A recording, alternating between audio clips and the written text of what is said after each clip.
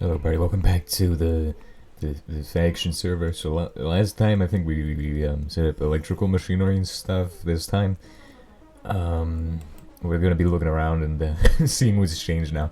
So we've been working at the base for a bit now and making some stuff.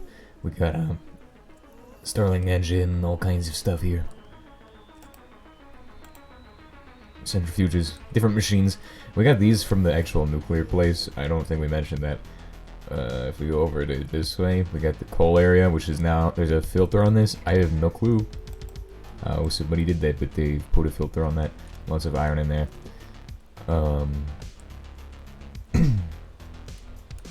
Over here, we got the combination oven, and this is for the oil setup, so this makes coal gasoline stuff. Perfect. Processes all of the products. Doesn't really take care of the final products. We just barrel those because we don't really need them.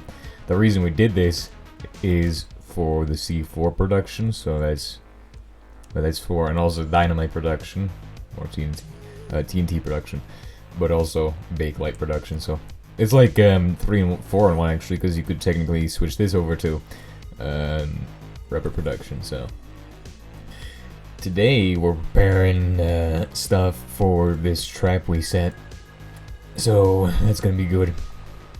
So what I need to do is make the actual component. So I need to make one of these, and I think you make a charge like this. I'm wrong. Okay, let's see how we make a charge then. So there's different types of charges. You got mining charges and all of that. We need this one. Okay, so it's det cord and steel plates, which is kind of expensive, but we just need one of these and an anti-tank mine, which will do the trick. So it's pretty easy, and what we're doing is pretty simple. And I'll need 2 of those for crates. Hey, get in my inventory. Okay, so we're gonna need 2 crates today, 2 steel crates. So we basically what we've done is we need 2 of these for. This is for a trap. This is not for a specific recipe. It's just and we're gonna make sure to stock up on these because these are kind of useful. Unlike the actual blocks of C4, which will cover like a large area, these are like good for like a smaller thing, which we kind of need a smaller thing. We don't need the whole world to be just destroyed by like one single blast of C4. The radius on this is a 23 block radius, whereas with the C4 it's like it's way bigger. It's like 30 blocks or something. I have no clue. Actually, that's not even the radius. The radius gets even worse with C4, probably. This is the safe distance. Is the minimum safe distance we think is 23 blocks for the charge we're using, which is an explosive charge. This is very powerful. Like one of these is a pretty big explosion.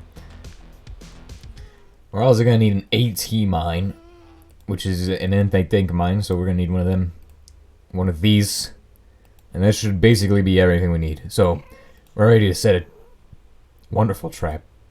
Crazy trap. We got det cords as well. We're going to put those up in the primary explosive section. We could just use real TNT, but yeah, I don't know. The real TNT part is, it's a little more explosive than regular TNT in Minecraft, so. Alright, so before we head out, let's go ahead and do some of that. Perfect. Perfect. This is never food at its finest. We're just making like bowls of mushroom soup or whatever it is. Mushroom stew. Who knows how you craft that without any heat? Anyway, let's put this in the wood box. Perfect. Perfect. And we need that. Okay, so we're gonna go ahead and set up the trap now. So it's going to be pretty simple what's going on here. So basically, the other team, we've tricked them into thinking that we got something they want. And that we're going to make a trade with them for some niter. And what we have is absolutely nothing that we told them we have. We have 2 empty crates instead of 2 crates full of grenades, which we somehow managed to trick them into. It's a deal that's too good to be true, and if it's too good to be true, then they probably shouldn't have taken the deal. Anyway, this is gonna be there's some risks with this. I mean, obviously, like they could just show up and with more people than we expect. We only expect like one person to show up, probably.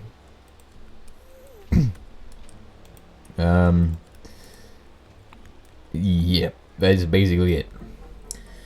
So now I'm gonna do some unloading of my inventory. Anything I don't think I'm gonna need is not coming with me. So, flint and steel not coming with me.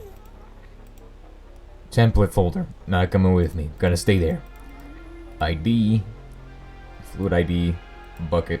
But it's probably not necessary, but it might come in handy. So, buckets are underestimated. I think that's basically everything I can bring with me for this mission. We're gonna go ahead and wood is always important, and then we need explosive charge and anti-tank mine. Okay, so now let's go ahead. Actually, let's check on this thing. What is this up to? Oh, it's actually just finished. It is finished. Oh, okay. So that's why we're not getting any more C4 production underway. C4 is a very powerful explosive in this. Like, it will like completely destroy everything. So if you have like a block of C4, it's very explosive. But these charges are slightly less explosive, but they're still pretty explosive. Like, difference is like 30 versus 23 blocks. And then we're gonna do some portal hopping here. We are hopping through different portals. What the heck is this? This is a one block portal here.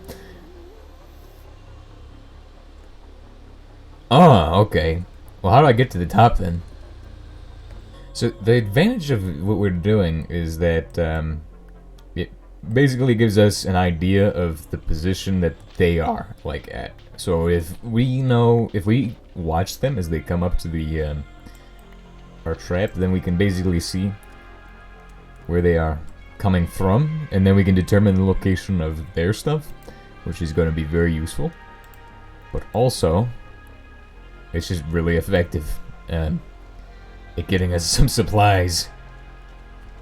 Anyway, we won't be doing that till later, so I just gotta make sure not to die until then. And to run around collecting food items and stuff. Maybe I should fill the crates up and somebody been here. And Tungsten Ears online, and he's on the other team, so. But that means that somebody's been here. Recently, probably. Yeah, there's like 3 of these. Interesting. Anyway, so the anti-tank mine is a really powerful explosive on its own. Let alone the fact that we're pairing it with C4. You know, I'll go into another world to show you all that. Anyways, this is a little bit of a testing world here. So basically, what I've determined is that you can a lot of different things. This is just different explosive charge tests. I like the time bomb. This thing is actually fun. Let me just go ahead and show you what this does. This thing is so fun. So you just right click it, and then you just.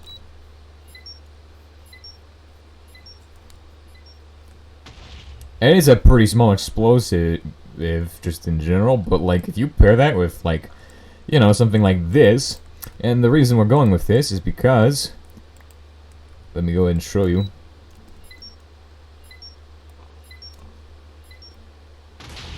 All goes off at once, and it's a very effective explosive radius, so pretty large radius of like just the smoke itself. Smoke doesn't do anything though.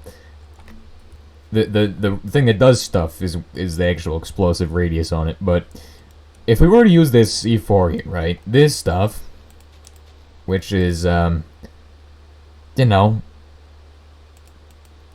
it does that when you explode it. See what I mean? You can't just instantly, it does not instantly detonate. Whereas with this will instantly detonate, which is what we want. Or if we were to use this, which this is a block of C4. Now this is some very, very spicy stuff. The largest explosive that we basically have right now that is not nuclear. Or an N2 mine, or anything that we can't use yet because it's against the rules, apparently. So we can put a landmine there. And you think, it's just a normal day walking, right? Oh, never mind. It didn't even set off the bottom charge. Well, I think it needs more than 2 blocks for the actual landmine to go off. Let me just fill in this hole with this live landmine that apparently is not pressure sensitive. The AP mine is pressure sensitive. However, the AT mine will just go off like whenever you get in its radius. So you step in its radius, it goes. It's perfect for putting under a box or something. There's a variety of different mechanisms we could use for this, but if you really wanted to go complicated, then you could probably just go underneath this thing and put in a bunch of detonation cords. So underneath the dirt block, we'll put in some det cords. However, that's a little slow, and we don't want the AT mine to neutralize our target before, you know, the actual primary explosive goes off, because if that happens, then we have not only failed to cover the area and take out all of the enemies all at once, but we've also failed at the other objective of this, which is to not have all the inventory of the other guy destroyed, because the explosion will destroy any items that are on the ground. So we do not want that. We just want to have yeah, we just want to be successful, not have that happen. So the AT mine is in the ground, right? Looks pretty normal. Detonation cord, boom, and that's a pitfall right there. That is some actual useful stuff. Oh, well, I mean, with the detonation cord, that's actually not that expensive, and it didn't actually do anything to the C4 block for some reason, which is weird, because that should, in theory, just detonate that. I mean, I think the C4 detonated. Well, that time it did. Okay. So realistically, what's going to happen is, so the original mechanism I developed for this was that it was going to go something like this. Basically, if this box gets mined, which it will eventually get mined, then this torch will turn on, detonating the C4, which is optimal. But however, they think we have items in the box for them, and they would probably check that before they, you know, just mine a crate. Well, I mean, they might mine the crate anyway, because a crate is a crate. You know, crates are pretty useful, especially if you don't already have the technology to make crates, which I don't think they do. I think they're like way behind us. So instead, because we want a smaller charge for the explosive, we use this, and we also use it in combination with his anti-tank mine. So this way, we get the optimal explosion. There's our 2 crates. Looks like 2 crates, right? And you can just walk up to it. I'm gonna open this crate. Oh, can't even open the crate because it exploded in time, right before I even got there. Which, that's a pretty good hole. It's not as big as the C4, clearly. Like if the C4, that would probably like level people out to this distance, I think. So if they do bring extra company, which is something we think they might do, we will probably have to deal with that on our own. Even though the C4 itself is super, could probably take care of that for us, or Semtex charge, or whatever we decide to use. The problem with C4 is that you have to do it offset from the explosive, but that's fine. So, another demonstration. Boom. That's what C4 would do. C4 would definitely completely destroy you up to this distance up here. Or at least give you like throw you a little bit and then destroy you. C4 is just too good. And that's a really deep crater as well. Like that is, what is this link? This is like default level. And then this is like so many blocks down. C4 is good.